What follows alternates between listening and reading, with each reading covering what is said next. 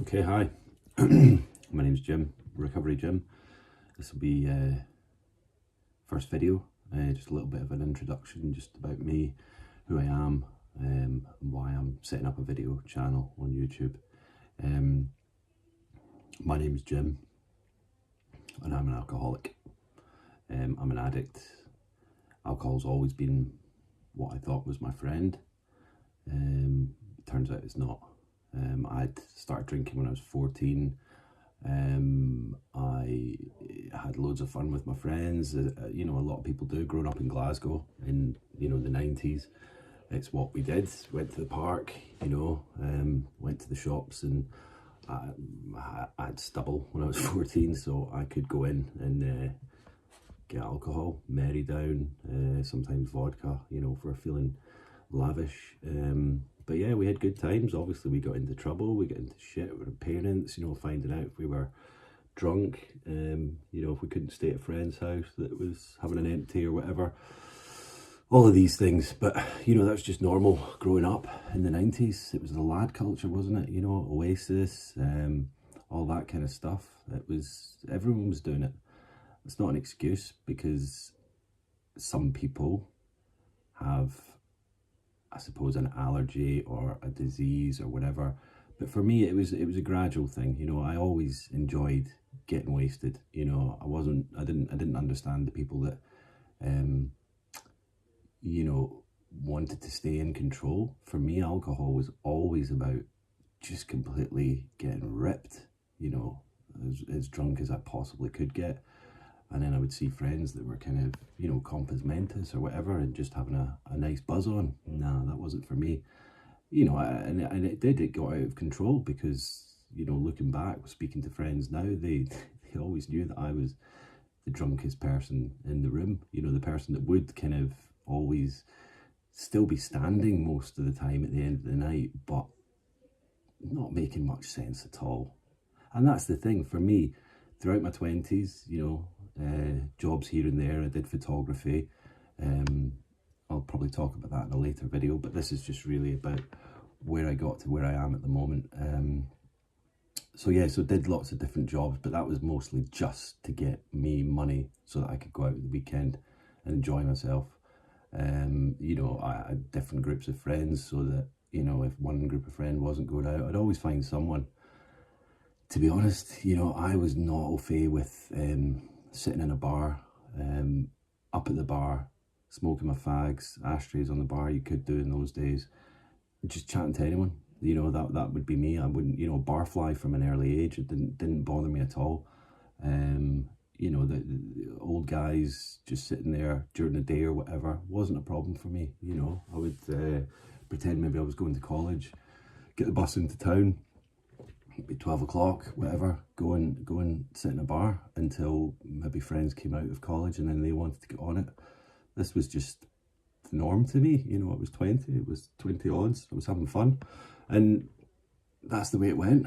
I did move around the country a lot. I was born in Glasgow, moved to Aberdeen, that's when I started working in pubs, things like that. I did a bit of college there. Then from there I moved to Cambridgeshire. Again, did a bit of college there. Actually graduated this time in photography. Different jobs, but different groups of friends. I lived in Manchester for a bit. Then I moved to the Isle of Man, working for a bank, weirdly. They were the ones that caused the credit crunch that caused me to go back over there. But again, it was to get away from messes in my life that I caused through drinking. But to me, that wasn't a problem. That was just, well, shit happens in life, doesn't it? So I didn't ever think there was a big issue there. Yeah, I probably drank a lot, but who doesn't? That's the thing. It was just a little monkey on my shoulder always saying, nah, you've not got a problem, man. You just keep doing what you're doing. So I did. And I never escaped the alcohol. The alcohol was always there following me. I thought I was escaping it. Yeah, I'd do a bit of hiking, a bit of running, get myself fit. I could do these things, and it wasn't ever an issue. But these days I wasn't drinking daily. I wasn't waking up in the morning and you know, reaching for a bottle before my eyes even opened. That happened on and off a few times, but most latterly, the last year has just been a real eye-opener for me. I left my partner, we were living together in Hull with our 2 kids, and I wasn't happy because alcohol does make you depressed, you know, and I wasn't working, so I was just fed up with everything, and I left her. I went to live with a friend. That didn't really kind of work out because I was obviously continuing drinking. I was just basically leaving her in order to feed my habit, so I could do it without anyone on my back giving me crap. My family and that all got involved, and I ended up in a recovery centre, a residential place in Blackpool. And while I was in there, the pandemic hit hard, and we went into lockdown there. So I was in my own little bubble with some fantastic people, because I tell you, this illness or disease or affliction does not discriminate. You know, every single person I met in there is, you know, salt of the earth. They didn't want to be in that position. They had to be in rehab, but they couldn't find a way out. And so, you know, I met some really good friends in there. Some who, it's sad to say, you know, are still relapsing. I came out of there. I moved into a little flat of my own. It was still locked down. It was April 2020, so the weather was really good. In fact, it was May, I think, and the weather was really good. I was meeting my new neighbours. I had some money in the bank. My cat Poppy and me were just, you know, thought we were living the high life, and I relapsed, you know, and I did. And I did it hard because there was no one really there to stop me this time, you know. No one was around. I'd burned bridges with my ex. I'd burnt bridges with my mate who I was staying with nearby. Burnt bridges all across the place because they didn't understand my issue. It was me. This was who I am, and you know, I couldn't be controlled, and all of this bollocks, you know. Anyway, it came to a crunch, and I was supposed to be coming over to the Isle of Man to visit my parents. I'd got an exemption. I ended up getting arrested, which again I will go into probably in another video. But I basically stayed in a cell for an entire day, withdrawing. Horrible situation. Eventually got home, no money, no nothing. I managed to get a bottle of wine the next day, which kind of settled me a bit. I managed to get my cat, my stuff together, and got on the ferry to come over to where I am now. I did 2 weeks isolation when I got here, because that's the law. Was feeling good, you know, went through my withdrawal. It was good to see my family. You know, they knew I had relapsed since coming out of rehab, but I was, you know, convinced myself, this is it, I'm going to get myself back on track. I've got the support of my family. And so started looking for some jobs. I thought, you know, I could really make a go of living over here. Wasn't much on, but again, the weather was beautiful. I could go out for walks, so I started doing that. And then I thought, I'll just get myself a little quarter bottle of vodka one day. That'll be a nice little buzz. I deserve that, you know.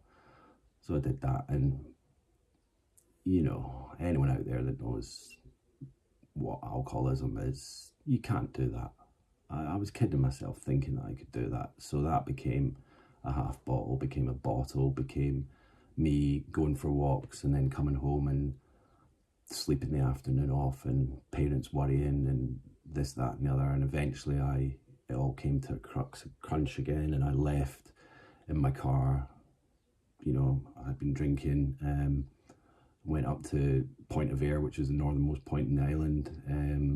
I don't really remember a lot about what happened, but eventually my brother did find me, and we went to the hospital to try and get a detox. And I wanted to, you know, I couldn't find a way out. I knew that if I got a detox and then got into some of the help, the groups and meetings that are available over here, then I could maybe really try and get back to where I was, because I didn't want to be this alcoholic. I didn't want to be the person that I'd become, you know, sending people messages and just really upsetting a lot of people and upsetting my family, which is the main thing. I didn't want to do that. So it took a few days. They tried to, they sent me home with an instruction to my folks to give me, it's quite an old school method, I think, of detoxing, because I was still too high to get, I was still too intoxicated to get the Librium that day. So they sent me home with a little sheet. I've got it somewhere, I think, and it basically said instructions to my parents to give me 40 ml of vodka 6 times a day, or maybe 8, I can't remember. It certainly wasn't enough. I do remember that it wasn't enough. My manipulation and my lying led them to believe that this was, yeah, I wanted to try this, but it wasn't enough vodka for me at the time. So I would do that, then I'd go out for a walk and top it up with some more, until again it escalates and you get yourself into a blackout state, or just fucked up and shouting at people and being a mess and an asshole, basically. So I then got into hospital and was admitted for 4 days, I think it was, which the first day I was sober on Librium was 19th of August, which is still my sober birthday, and it still stands to this day, which was 141 days ago now. Woohoo!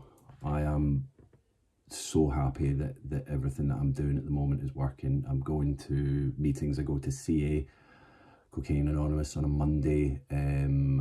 I was doing some SMART meetings, which is self-management and recovery training. Then I go to Narcotics Anonymous on a Thursday, which is, it is the fellowship. It's not AA, but alcohol is a drug, so they welcome me with open arms. There's no issue there at all with that.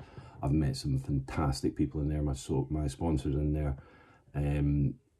you know, and people get confused with AA and God and the fellowship. Now they use the word God, but it's as your understanding. Now to me, you know, I'm not religious, but to me, the God part of it, to me, is the universe. The universe is my higher power, and through it, I live. You know, I'm created, I'm living, and that is what, I suppose, to put into words, is kind of governing me. So I do believe that if I put good into the universe, then, you know, it will help me on my recovery and my journey, and it is, you know. The meeting's been fantastic for me. I wouldn't knock them at all. I know it's not for everyone, because the God thing does scare them, and it can be God if you're religious. It can be anything. It can be the universe, it can be the sky, the trees, the birds, you yourself. It can be whatever you want it to be, you know, as long as you believe in it, and then you believe in yourself on a second note after that. That is what helps you. I was on a thing called disulfiram for, I've only just stopped taking that, so I was on that through, you know, kind of over the Christmas period, I guess. And that if you look it up, it's antabuse. It basically makes you pretty ill if you drink on top of it. I have done in the past many years ago, but it was just a good, after my detox and when I came out, to start building on, it was a good base level for me to really start putting my recovery process together. My family, I feel like I've, you know, getting back to kind of normality with them. The trust is growing again. You know, friends that I've had in the past, some not heard from, you know, that's understandable. I was a bit of an asshole, a bit of a dick, but at the end of the day, you know, I know who my real friends are, the ones that have, you know, stuck with me and stuck by me. I have mended some bridges that I wanted to, and I'm happy about that. My theory is, because I do some Zoom meetings aftercare with my rehab group. We've now just gone into lockdown. It's the first day in the Isle of Man of lockdown part 2. So we've got everything set up in Zoom now. I've got a meeting for NA tonight, and for me, essentially, it is try everything that is going to help you. Try everything you possibly can. What I say is, it's like spaghetti, throw it against the wall and see if it sticks. Because, you know, if one thing's not working for you, don't completely knock it. Use different parts of it, you know. Some people just go to NA or AA or CA just to share because they like to talk about it, or even just to listen to other people. You know, I go because I love the people there. You know, maybe it was the right place, the right time, with the right people, but for me that's working. We've gone from, I think there was 5 people at NA when I first started 4.5 months ago, and now there's like 15 of us, I think. We've got a little WhatsApp group. We all back each other up. You know, if anyone's struggling, they reach out. We go hiking now. Well, we did before lockdown. It's a great little community that I have. I used to think, wow, why would I want to hang about with a bunch of alcoholics or drug addicts, you know? But they're the people that get me, the people that understand me. That's why I have that Instagram page, Recovery Gym. It's, you know, to surround myself completely in people in recovery is a fantastic way to be, because everybody gets everybody. We understand the plight that we're in. We understand where we're coming from. We understand the problems that we've dealt with. When people in family go, oh, why don't you just stop drinking? You know, yeah, why didn't I try that? Thanks for that one. At least these people understand where we're coming from and why we can't just stop. Why we haven't tried that and tried that and tried that and it doesn't work. This is working for me now, and it's a mixture of the meetings that I go to, the support that I'm getting from my family, the Instagram community. You know, on that page, it's just fantastic. You know, I feel when I first started, I was reaching out to people and asking them, how did you do it? I got help. And now I feel, even though I'm still early days, I'm helping people just by being on it and showing my recovery one day at a time. And that's what it is.